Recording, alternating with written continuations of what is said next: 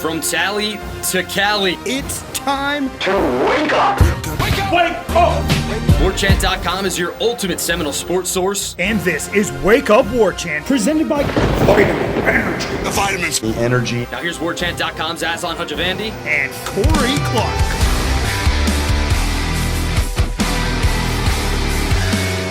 Wake up! It's Wake Up Warchant presented by Vitamin Energy. Coming up on today's show, new day, same story. Defense leads the way. It's a good thing, though. We'll talk about why. The schedule, very manageable early, very important. And the AP poll drops the Noles. Top 10 once again. Wake Up Warchant is presented by Vitamin Energy, vitaminenergy.com. That's the website. You go there, you add an item to your cart, and then you don't stop there. Add another item to your cart. Wait, Aslan, I don't want to spend all that money. I get it.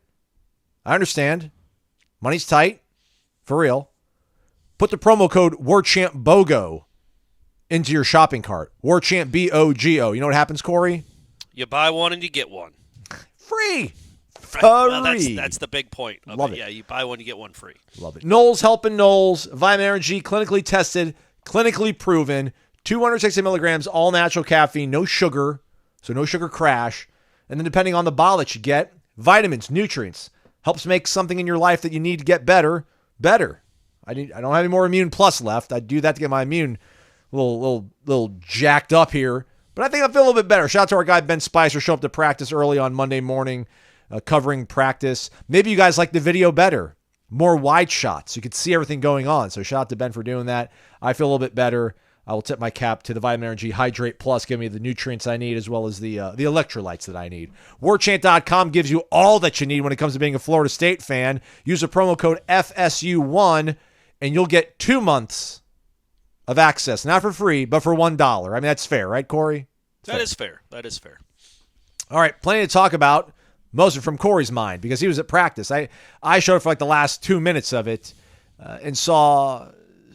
what do we call this stuff? Scout work, scout team stuff, which, listen, my job, probably better than your job, everybody. You might make more money than I do, though. You might make more money than I do. Your job, though, probably not as cool as mine. But, man, I forgot what it's like to watch scout play, scout work. And scout work's not fun work, Corey, but you got to see the good stuff at the beginning of practice. I did. And, yeah, shout out to our man Kevin Noles. We talked about him on the wrap. I wrote about him a little bit in my observations. 2 really impressive interceptions. And apparently he had one in the scrimmage, too, that I didn't know about. So he's had 3 interceptions in 2 days or 2 practices. And he's a guy that I don't know if he's going to beat out Earl Little. But I do think it's neck and neck, and I think obviously days like the last 2 help him. And it wasn't just like, oh, he made a couple of nice plays, but other than that, he wasn't noticeable. Like in one-on-ones, he had 2 pass breakups, including one where he basically ran the route for Ja'Kai. And Ja'Kai is a very tough cover, as we talked about a lot in one-on-ones. And he covered him well and had a PBU in one-on-ones, and then went out and had an interception in the period 3. An 11-on-11, and then had an interception in the next set of 11-on-11 plays like 45 minutes later. So that's cool because, again, I think we've talked about him a little bit in the last week or so, but he's kind of a forgotten guy because he was so good as a freshman. He kind of burst onto the scene. 2022, 2023, and then because he moved to safety, and it just and he was hurt. He was hurt too. That too, but he also was playing a position clearly that maybe wasn't just made for him. Nickel might be more up his alley. That's where he is right now. He's playing well. I think even if he doesn't play nickel, he'll play in the dime. He's going to play. The point being, he's going to play a lot of football, and it's cool because he is a veteran, and that's a nice presence to have on the field. It's not just Shaheem or DJ directing everyone. Well, you have Noles too. You have some real veterans who have been here for a long time. Like all 3 of those guys have been here since at least 2021. So it's good to have that kind of veteran presence, even if he's not quite as physically as gifted as Earl Little. Making plays matters, and it was good to see him make plays. Overall, the defense won the day again. If you're hoping this show would be talking about how the offense finally clicked and was throwing it all over the lot, well, they were throwing it all over the lot, just they weren't completing them. Yeah. But the balls were going everywhere. But they didn't do a great job of completing passes again in practice. Yeah, just those like 2 periods I was there watching first team offense go against a scout look defense. I mean, I saw 3 balls hit the ground. Like one was just a gross overshot. Yeah. One was a drop on a screen pass. One was a drop on a shovel throw. And it's just like, well, I didn't want to get, I was like, hey, they probably had a good day early on, but apparently it's still a little bit of a struggle. But I guess maybe, we'll be positive. We'll look on the bright side of this. We're at the point now where we're talking about Kevin Noles starts off the show, practice 15 of the preseason. He might be, I don't know, your 5th best defensive back. So the fact that he's played so much football, again, I think last year, spring, was Pittman still around or was he gone by spring 23? I just remember Micah Pittman had a vlog going on during spring, I think of last year, and Noles was on it saying, yeah, I'm going to probably miss half of the season coming up here. And he didn't. He played like week 1. So the fact that he kind of toughed it out might have been why he looked maybe a little bit rough at times. But, I mean, the fact that we're sitting here after 15 practices, and we haven't talked about the receiver shining consistently through a practice. Let's focus, I guess, on the fact that maybe a guy like Kevin Noles played so much football could help bolster this defense. And maybe at some certain point we need to really just embrace that this is going to be a defense-first team this year. And that's not something to be down about. No, and I did want to, before we go into that, because that's true, it wasn't all just lowlights for the offense. I thought, me personally, now I hadn't gotten to see a practice like the last 4 practices, but even the last 3 or 4 before that, Jalen Lucas wasn't wowing me like he did in the spring. It wasn't like he was disappointing. He just wasn't making those plays where you're like, oh yeah, there it is. He's making every play he was supposed to make for the most part, but he wasn't ripping off huge chunks of yardage.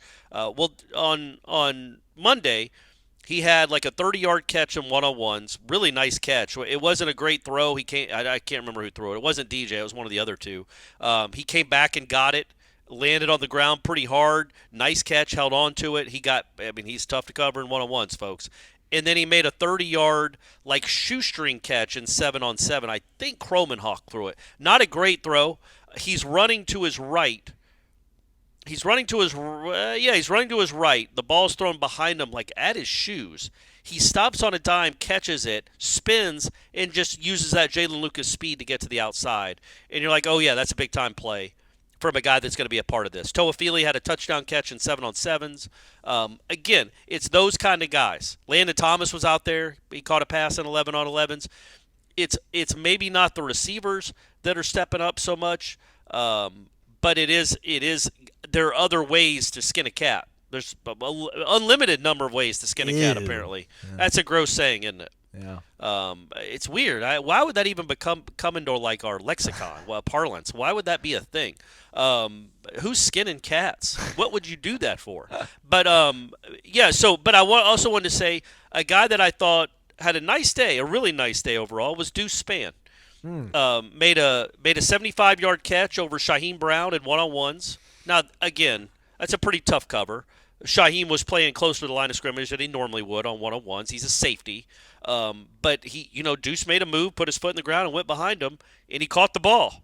Ball was on. He ran up under it. He caught it, and it's a 75-yard touchdown. He also had a 30-yard catch in 7-on-7. I think he made a play in 11-on-11. Like, again, we know, and Malik had a nice day too. And there's one play in particular I want to talk about in a second, but Malik had a nice day too. But we know, again, it's just established. Malik, Toafili, Ja'Kai, Lucas, Morlock. Those are all going to be in the mix for a lot. It's these other couple of guys out on the other side. What is that going to look like? And maybe Deuce is a guy. He's certainly not. That's not a run-of-the-mill wide receiver right there. 6'4" and can run like the wind. He just hasn't put it all together yet, but at least through that practice, I don't know how he looked in Jacksonville, don't know how he looked in the scrimmage, but through that practice, he looked comfortable, confident, competent, running routes and making plays, and that's a guy that maybe the light turns on for him and he becomes something. Darian Williamson also had a couple of first down catches. A really great one on the sideline, too. It looked like DJ had overthrown him, like really high into the outside on near the sideline, and he went up and snared it and then got his feet down in bounds. So that was a nice play, man. So again, as much as I might seem down on what the offense did on Monday, there were enough positives from different types of people that you're like, okay, maybe there is some hope there on this front. Yeah, I mean, it's not a hopeless unit, and we haven't tried not to at all. communicate Not at all. at all. That it's not a dismal offense by any stretch. It's just, kind of hearkening back a little bit to my conversation with you yesterday on the show. I don't know if it's going to flesh out in week one, but it just feels like right now Malik Benson's a little bit of a cut above everybody else. Kyle Morlock's also kind of been a reliable target for him, but if Malik gets kind of clamped down a little bit to a certain degree here, not to saying that there's a chance that he there's an overwhelming chance that happens, but I wonder how DJ's going to process if option 1 is not there. And then if option 2 is going to be Kyle Morlock, that's fine, but those might be a little bit more risky passes, a little bit more difficult to complete, a little bit more danger. So then you leave yourself open to possibly turning the ball over a little bit more. It would feel so much better to know that you have a whole other side of the field that you can exploit. Because right now it feels like you're going to have that one side, you're going to have that one boundary where Malik Benson's going to be, and then the seam where Kyle Morlock's going to be. Then the rest of the field, there's not a overwhelming amount of confidence. But again, 15 practices, they got 10 more of these to figure it out. Deuce, you're on the clock, man. Darion, you're on the clock, and Jaylen Brown. It'd be nice if maybe he strung together a couple practices here because they got 6 in a row here, Corey. So yeah. Time to figure this stuff out, I feel like. And I wanted to bring up one of the interceptions Noles had. So the first one in 11 on 11. I do want to add context because I don't want people to think DJ's just being completely careless with the ball. He's not at all. So the context for the first interception, it's period 3. It's usually a 1-minute drill, Aslan, typically. Yeah. This seemed more like a 30-second drill, and they were down by 4. And the reason I know that is because when Brock Glenn came in the game after DJ threw his pick, he completed 3 short passes and then essentially started throwing Hail Marys. I don't think maybe the time was being kept. I wasn't paying attention to it, and I should have. The time being kept on the scoreboard, but it was clear DJ threw a pass that maybe he doesn't throw otherwise. He threw a pass into coverage. He was taking a chance because he had to, because there wasn't much time left and they needed to get the ball downfield. He completed 3 passes for 2 first downs before the interception. He was under pressure. I think there was a blitz or something. He was under pressure. He threw it to a spot, and Kevin Noles undercut the route. It was thrown to Deuce, actually. It made a really nice play, but at that moment, you can't take a sack. You've got to advance the ball downfield to have a shot to throw it in the end zone, and the ball was intercepted by Noles. Great play on the ball, but it was intercepted. Then in the other 11 on 11, DJ drops the snap. It's a perfectly good snap. He drops it, picks it up, and obviously the play seems a little discombobulated then. Anytime you drop the snap and pick it up. And what you hope he learns from on this play in particular, and players are always learning, whether it's your 6th year or your 6th day, you're going to be learning all the time. He threw a jump ball to the smallest receiver on the team. Mm-hmm. Don't do that. Yeah. There's 4 other guys out there in the pass pattern. Don't just blindly throw it up, which is kind of what he did because he didn't want to get. He basically was like the play was discombobulated. He picked it up, he rolled to his right, and kind of just tossed it 25 yards to his left. Noles and Douglas are right there. Now you don't think your receiver's going to let the kid intercept it. At worst, it's going to be an incompletion. But the chances of hitting a pass on a jump ball to Ja'Kai Douglas, even with Kevin Noles isn't, Hamsa. He's not 6'3" or anything. He's not a giant, but still, even with Kevin Noles covering, that's not a great play. Ja'Kai Douglas isn't going to catch a lot of 50-50 jump balls, and he didn't catch this. Noles did. So that's the context, basically. Not like it's an awful throw. And I don't even mind the decision of throwing it up for grabs to a Florida State receiver in a one-on-one position. Just not that one. I don't know. I can't remember what the other receivers were out there. I assume a tight end was out there. Throw it up to him. Throw it out of bounds. Throw it to Morlock on the sideline. Whatever you have to do to not just throw a 50-50 ball to Ja'Kai Douglas. And I think you learn your lesson from that, and that's something that won't happen. You don't think or hope it will happen in a moment that actually matters. Well said. I know you want to get to this one pass play, and a very similar thing happened last week while they were still here in Tallahassee, where I think it might have been like a red zone one-on-one. Maybe it was 7-on-7s, but Azaria kind of baited Malik Benson and DJ into providing like this false sense of security, like, oh yeah, I'm behind on this rep. I'm not going to be able to close in time. You win. playing possum. And then by the time DJ, DJ's got a really good throwing motion. By the time DJ, pulls it back and lets it rip, I mean, Azaria has closed in on this, and you're like, oh man, he's gonna probably intercept this. If not, he's gonna PBU it. He's gonna break it up. But DJ was able to thread it in quick enough, and Malik showed really good, strong hands, and he snatched it away, and it was a completion. You're like, oh man, like Azaria, maybe let's not get too big for our britches. And I'm kidding. I'll let him do that every single time. I really think he'll be able to come on the winning side of it. And you talked about, throughout the course of a practice, there's things guys learn and they apply it later in practice and they're able to win a rep. Sounds like Azaria and Malik dueled once again on Monday. Yeah, so there was a one-on-one play, maybe similar to this, I don't know, where it was basically a deep shot. It was the first play of the one-on-ones. And I think it was the best ball DJ threw the whole day, probably 40 or 50 yards downfield. Benson had 2 steps on Azaria. It was a great route, great release against a good corner, and that speed is just top-end speed. So he's got a couple of steps on Benson, or Thomas, maybe a step and a half. The ball is thrown right into the breadbasket, drops right in where it's by his hip, a little bit in front of his hip. I'm just trying to get people to picture it. And right as he catches it, it almost looks like a drop. I thought it was a drop, but Fuller or maybe Norvell, whoever was over there, dapped up Azaria and said, good play. And what he did was, as soon as Benson was about to catch it, late hands, he just knocks the ball away. He ripped it away from him. And part of you wants to be like, yeah, that's a really good corner making a play. Also, another part of you is like, that's a great throw, and it was a great throw. It was a dime to a guy that was open but wasn't that open. But the other part of you is like, I want my number one to go ahead and snare that thing and catch it. But the overriding part, hey, folks, we have a lot of parts to ourselves, right? We're not just one person. We got all different kinds of factors in our lives and factions going on in our brain. So, man, that's just awesome for Malik Benson. It's good for Azaria too, but it's awesome for Malik Benson to get this kind of competition every day in practice because he holds his own with Azaria. Like he beat him that rep, and then he also beat somebody else later in one-on-ones, which should have been a 60-yard, 70-yard touchdown. But Brock Glenn underthrew it, and then it was Edwin Joseph. And credit to Edwin Joseph for coming back and making the play. Like, he was beaten. He was dead to rights. The ball's underthrown. He never gives up on it, and he ends up able to break it up. But that should have been a long touchdown. It was underthrown. Again, Benson did a really nice job in one-on-ones at getting open deep, which is what he does. He also made a couple of really nice catches in traffic in 11-on-11. One against Azaria on a third down. It's like 3rd and 10. They do the situational stuff. 3rd and 10. This might have been 11-on-11. It was definitely 7-on-7 if it wasn't.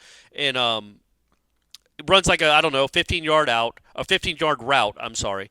And the ball is high and a little bit to the outside. Azaria's coming over the top violently to knock the ball away.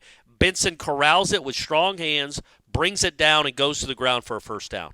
Against one of the better DBs in the country, I just think, again, I'm getting more and more. Every time I see Malik Benson, I start to think, yeah, man, this is the real deal. Okay. I don't expect him to be Keon Colbin. I expect him to be playing on Sundays in some capacity. You've got yourself a Sunday receiver. Don't know where he'll be drafted. Don't know how much he'll play in the league. I do think this guy is the real deal, or certainly has the talent and skill level to be a really good receiver this coming year. That is something we kind of, at least myself anyway, kind of take for granted because we're so worried about the other guys that maybe aren't stepping up like we want. Well, you went out and got a guy. Don't you think? Like, I think Malik might be a guy, don't you? I don't know. I'm not there yet. I think he's going to for sure be the best receiver, but I wonder if is it a matter of relativity? Like, he's just the best of the bunch, or is he, as you said, like he's a real guy? Well, and I'm judging it on what he does against Azaria and Fintrell. Like that, yeah. All of them, I guess. You want him to go make plays and tough catches, and he still has his moments, right? Like, I don't want people to think that I'm saying he's a guy. He ain't going to be Keon. He's not scoring 3 touchdowns in Ireland. He's not going to be a superstar All-American caliber immediately. Like, he's not going to be winning games against Clemson, with great catches and all. You know what I mean? Like, I don't foresee him having that kind of impact early, but I think by the end of the year, he will be one of the better receivers in the conference. But he's going to have his growing pains because he's never done this before. Yeah, he was at Alabama last year. He played in a national championship game. He had like 16 catches the whole year. He wasn't depended on. He wasn't the guy, and there's an awful amount of pressure, and it's a whole different role he's in now. So there will be a learning curve and some growing pains with him on that front. But to me personally, it's good to know you got that guy in there. Don't know when he'll unwrap himself and become a star-type wide receiver. But the last few – again, I didn't get to watch any of last week, so I guess I could be prisoner of the moment because of just what I saw on Monday. But the last few practices I had seen before that, I was starting to become more and more impressed with that kid. Like, okay, I'm starting to see it. I'm starting to see that guy that could, be the dude that's on the top of every scouting report.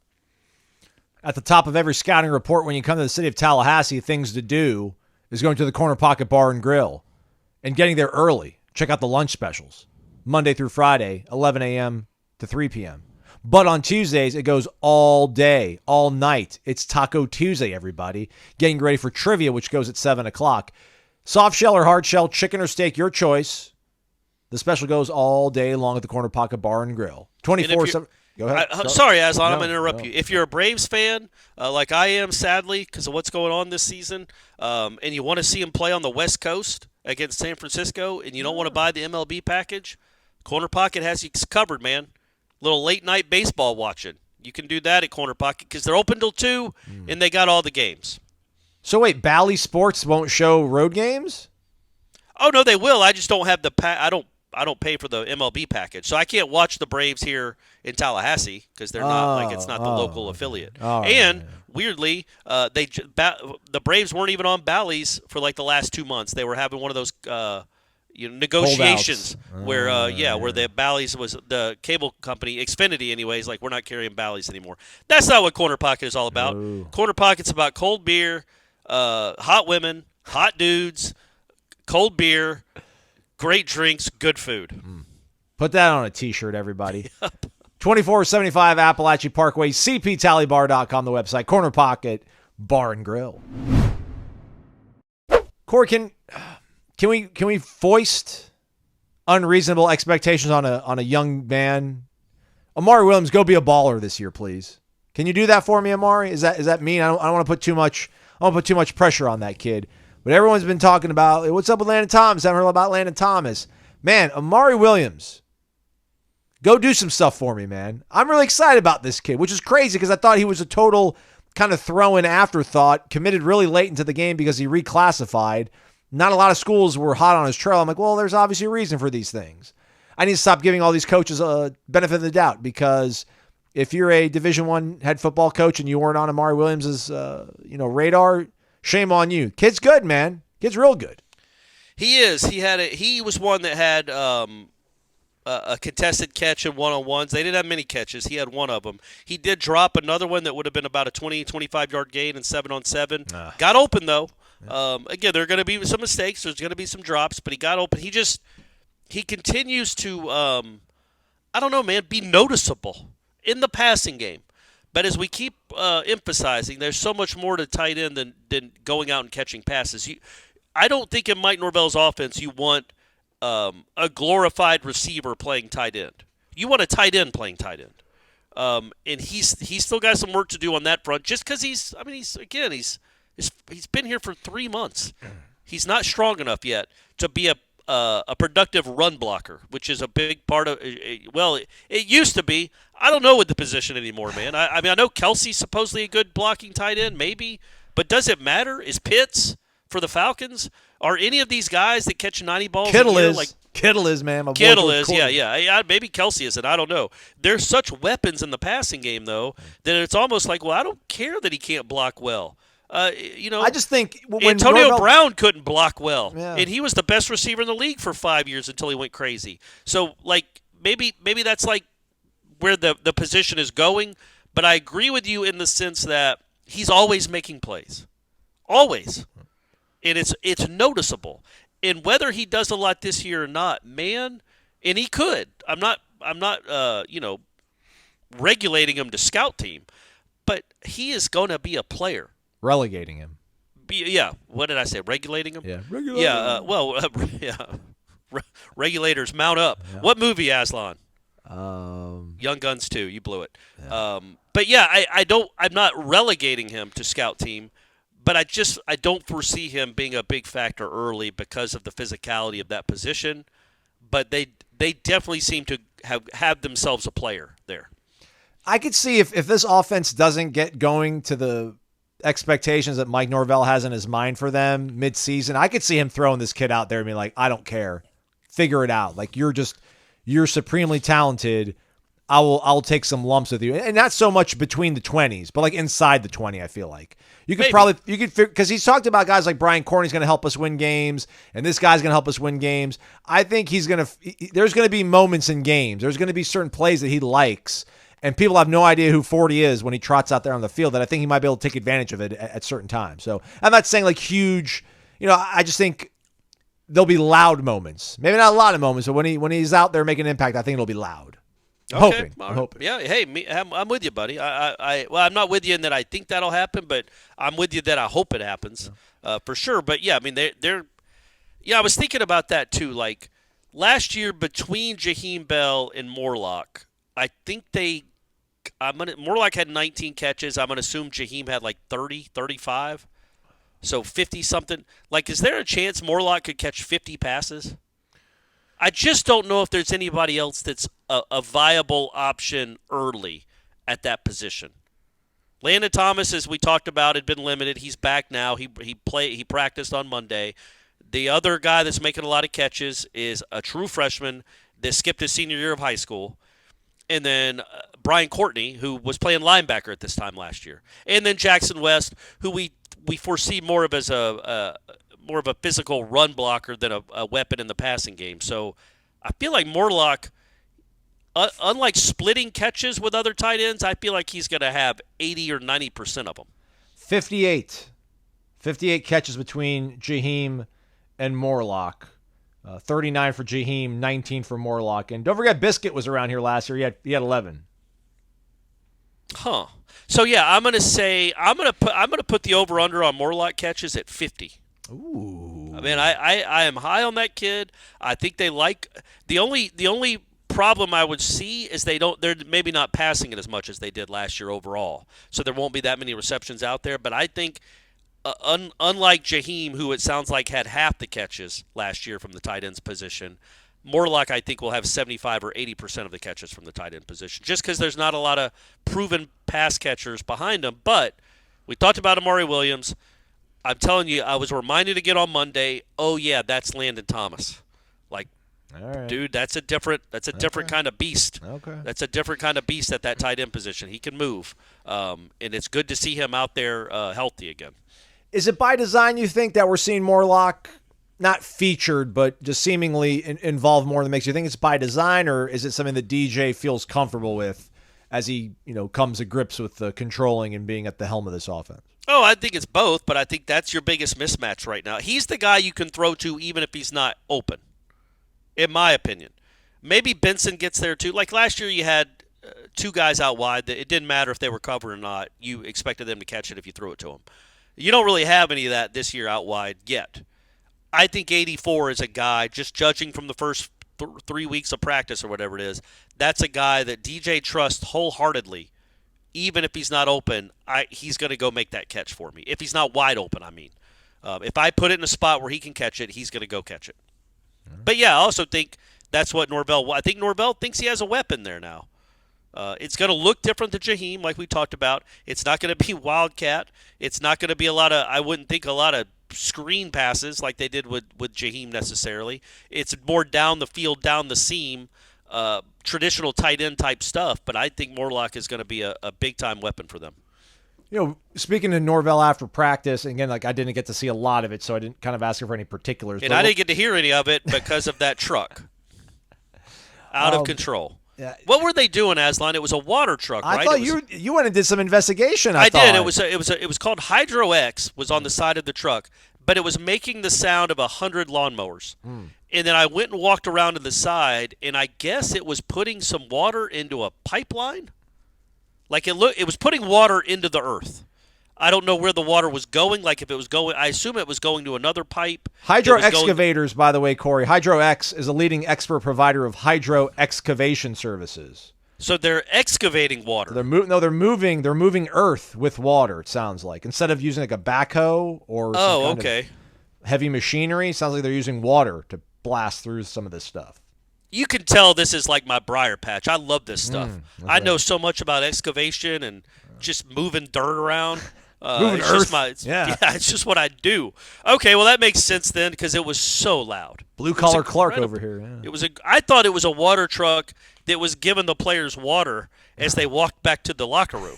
Hydro X infused with nutrients. No, it's what it should be. But no, okay, well that makes more sense. They were doing some earth moving.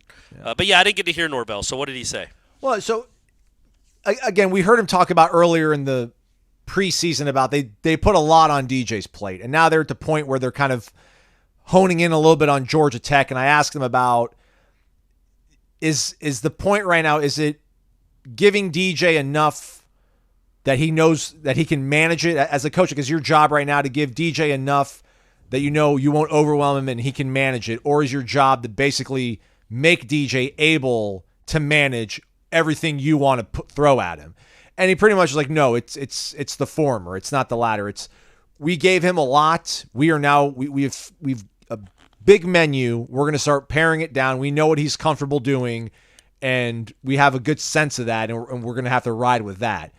I think he almost kind of mentioned like, I am not going to have everything at my disposal that I've maybe had in the past or necessarily want, but I have enough of it. Like he wasn't lamenting it, but I think there was a little bit of tempering of I gave this kid a lot, and I'm not even saying that I think Norvell was expecting him to digest it all. I think it was like, I'm going to give you everything, and then at the end of this, we're going to figure out what you're good with, and then we'll use that to kind of plan the path forward.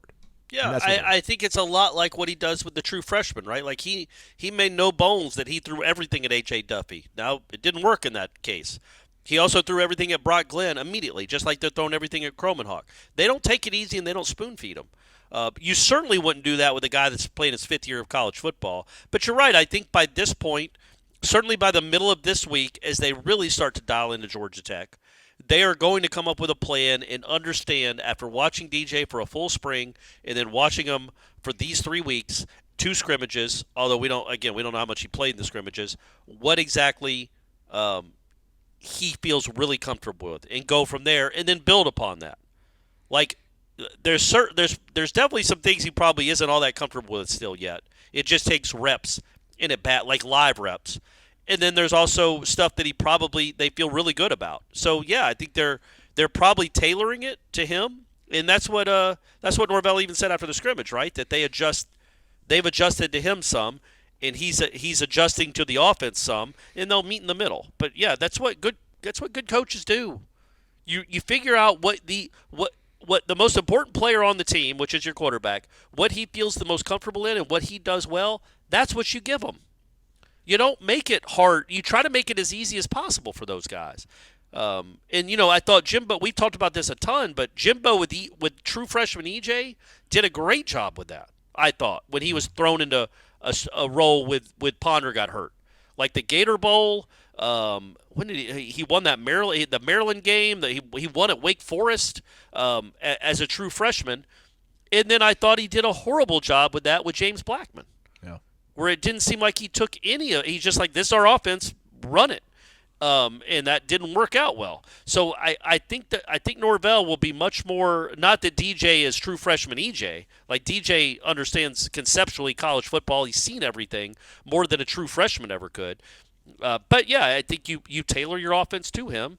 And right now, I think that's also another reason why we don't see the offense clicking like maybe it will once the season starts. Number one, they're still in the mode of we're trying to figure out what we're good at. We're trying everything, and we're running a lot of different personnel groupings out there still. Yep.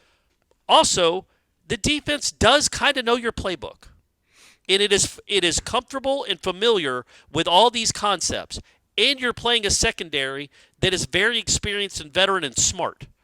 So they can know from a formation or what they've seen a million times before what the picture is, like Fuller likes to talk about. They can see the picture in their mind. Well, Shaheem Brown is gone up against the Florida State offense for, what would you say? I don't even know, 150 practices in his life.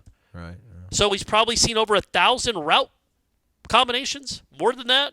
Noles, Azarie, Cypress is a 2019 grad. So it's tough. It's tough to find holes and find weaknesses in a defense that's so familiar with your offense.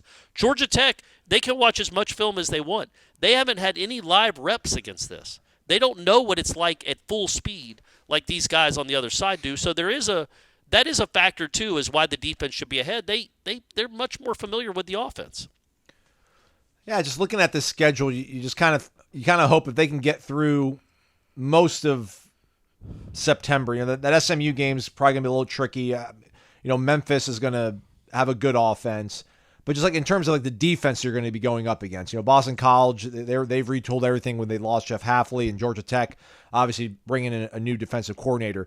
You probably have enough runway with this offense to where you can, it's going to take a few weeks to get totally scouted by opposing teams. And then hopefully by that point, some other things start clicking and you can kind of throw in enough wrinkles to keep teams off guard because, say whatever you will about last year's team, whether or not we were looking at them through some sort of weird prism that were overinflating what they were. But like they just could do anything, anytime they wanted to, at least while they were healthy for those first 8 games of the season. Like 3rd and 6, they could run the ball. It didn't matter. It was 4th and 2. They'd have 5 different things they could do off one play to convert a first down. Like they're not going to have that kind of luxury, but they're going to have a really, really good defense. And they had a really, really good defense last year. They're going to have a really good offensive line. They're going to have good running backs.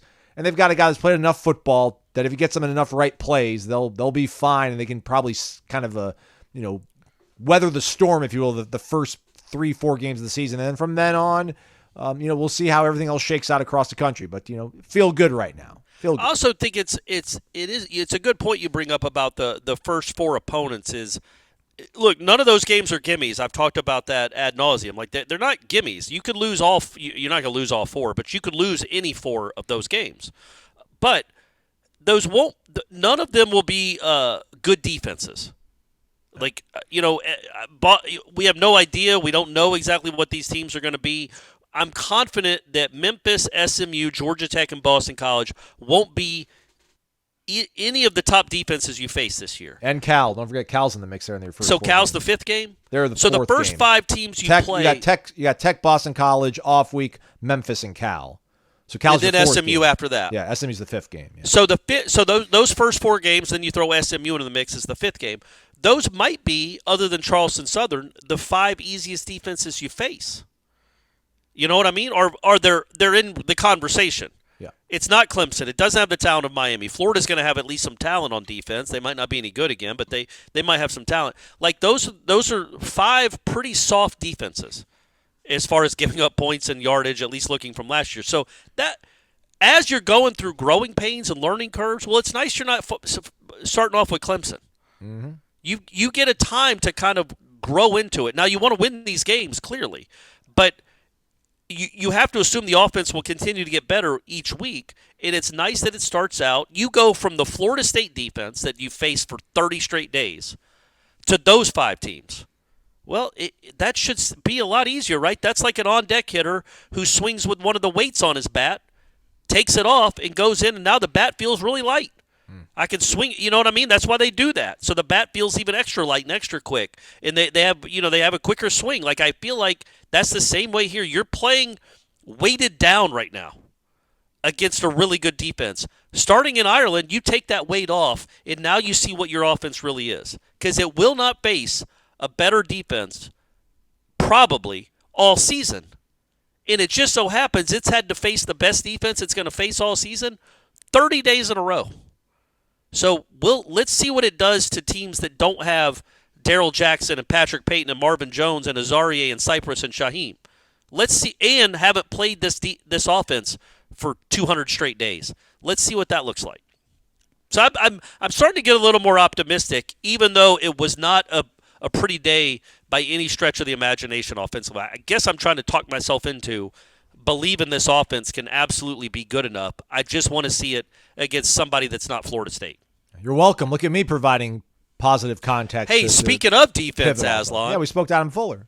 We did, but I was going to say, I don't know if you saw me. I sided up to him while Norvell was talking. I did see that. Look at you. Even though he was in the sun, so I baked.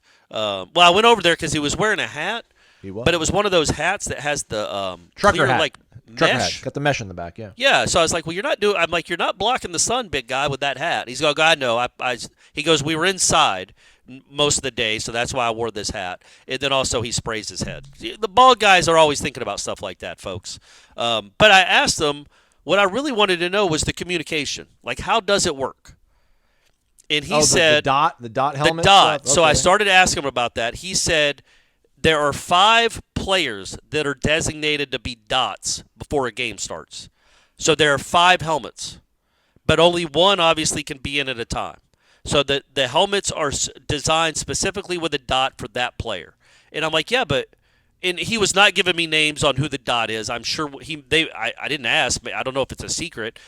We'll definitely find out come Ireland. But I was like, yeah, but I have to imagine the guys that have the dot on their helmet, sometimes they might be playing together. The guys that you would trust to do that. And he goes, yes, but only one of them can have that helmet on, the communication helmet on at a time. And I'm like, well, just take a dot off. It's like, who's going to know? And he laughed and it's like, yeah, and why don't we all do steroids? Which I thought was a funny retort. I was like, all right, I mean, if you're not cheating, you're not trying, but all right, Adam, you could talk to half the team. Yeah. Half the team could hear you. But, yeah, so he did say that, like, so let's just, for instance, say DJ Lundy has the dot. And he did not tell me that. I don't know if DJ Lundy would be the guy. And then you take DJ Lundy out because it's 3rd and 12 and you want to bring in your dime. Well, then whoever comes in the dime package, if DJ's not in there, somebody else has to have – somebody that does come on the field has to be the dot. That's what. So does Shaheem have one in his helmet the whole time, but it's just disabled? No, that does not. No, it's a special helmet. They don't have it where you turn it on and off. It is a special that's helmet. Gross. You know, I gotta put on Lundy's helmet after he's had 50 reps. You know. And he's like, no. Each of the 5 designated players has their own. Oh, okay. Own dot helmet. About to say how much you're not. Dollars have we? That would be funny if like DJ's running off the field and he flips it to Kevin Noles running on the field. And Noles is like, this doesn't fit and it's all wet. That like if it's like DJ, Nicholson, and Shaheem are 3 of the guys, for instance, Shaheem's not coming off the field, probably. So, but I honestly don't know. I'm going to say DJ has the dot, but they want Nicholson to play in dime situations. So Lundy comes off the field. Now Nicholson is the guy that's communicating with Adam as he runs onto the field with his own special helmet. But there might be times where DJ and Nicholson are on the field together, and if that's the case, Nicholson has to have his regular helmet. I got you. And not the communication helmet. He's like, it's something we've never had to deal with. He's like, in the NFL, there's a guy with a dot, but that dude never comes out of the game ever. Yeah. But in college, sometimes you do, and they mass sub a lot at Florida State. You should have told Adam that he's allowed to do that. He's allowed to leave his best guy on the field all the damn time. Well, right, but it's like I don't know that that's the case here unless it is Shaheem or somebody. Like, you know what I mean? Like, usually it is a linebacker because you're closer to both areas. You can communicate to DBs and defensive linemen.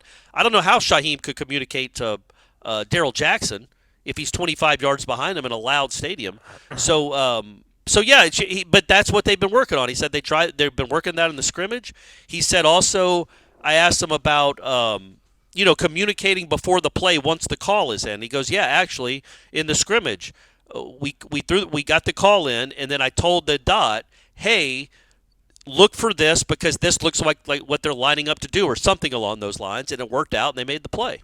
I'm like, all right, I guess that's how it's going to work. You can't up until 15 seconds. So he said it starts at 40, the communication, and it ends at 15. Yeah, and Norvell was also talking about they're not going to try to overwhelm anybody with the helmet stuff, but he thinks it's going to be helpful ultimately. But it's just DJ on his side, or whoever the quarterback is. It is a little weird on defense, right? Yeah, well, because they rotate so many guys. Yeah, and Fuller did say that they've also done a good job of like not having to maybe rely on it too much, because I think he said that there's been times where they'll cut it out, like purposely, so that they don't know what's supposed to be happening. So they'll look at the sideline and still rely on hand signals and things like that. So they're not going to be totally reliant on this. And then I did ask him, I'm like, the way he was talking about it, you're like, he almost sounds like he's like excited for this. Like this is going to be some kind of new revelation that's going to help defenses play the game better. And I'm like, every single every rule change that's happened over the last 20 years has seemingly favored the offense. Like, does this not favor? He's like, it feels like this is going to favor the offense. And then he kind of snapped back. He's like, I don't think any rule change has favored the offense over the last. Well, 20 that's years. because he's being the tough defensive coach. That's like, it doesn't matter what that, like Mickey's like, you just got to want it more. Yeah. Well, that's what he said harder. too. He's like, listen, we're not going to do this whole it's us against the world. This isn't fair.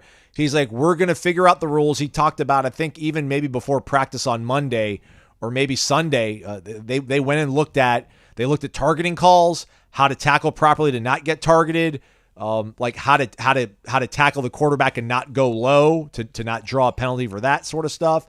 So he's like, listen, it's all about educating the kids, that explaining to them that this is best for the sport for the good of the game. And this is why these rules are here, and then embracing it, and then figuring out the best way to kind of go ahead and use it to your advantage. He's like, so we're not gonna sit here and be a sourpuss over it. I'm like, all right, good for you, man. I'm like, but I think this is gonna totally screw you guys over. Yeah. But he didn't bite on it. But not Florida State, just defenders in general, defenses in general. I will say though, I think his eyes kind of lit up when he was talking to me about being able to communicate right up until the snap, like being able to actually not just give a call, but actually say, hey, look for this. Because, usually when they're over there, he's making the call, the signs go up, and that's it. Like, I guess he could, like, point feverishly from the sideline at a safety or something, like, look over there, but typically you're done communicating. But now you give again, let's just use DJ Lundy because he's the veteran linebacker, for example. You give the call, and then and then there's 26 seconds on the clock. You see how the offense is lining up. You're like, oh, no, cheat to the strong side. They're running to the strong, whatever. Like you get a little extra you get actually in somebody's ear where they can hear you to tell them what you think the play is going to be if you've diagnosed it. So I think he might be genuinely excited about that. I'm relatively sure if Adam Smith, the father of economics, was with us today, he would be a fan of Manscaped. Smith, as you all remember, argued things like the invisible hand and, more importantly, specialization, saying that companies are going to grow, hires are going to be made, and they should have defined roles and specialize in one skill. So yeah, you've got some clippers, but they have a role. Manscaped has a more specialized place in a man's grooming arsenal. Some might say a more delicate role, one involving the moneymaker, to bring it back to Adam Smith and economics. How about the Lawnmower 5.0 Ultra? It features skin-safe blades and a cordless design, which is kind of clutch. So get 20% off and free shipping with the code WARCHANT at manscaped.com. 20% discount, free shipping. Manscaped.com. Be him and trim. Call it unanimous, Corey. Florida State, a preseason top 10 team. The Associated Press on Monday releasing the top 25 preseason college football poll.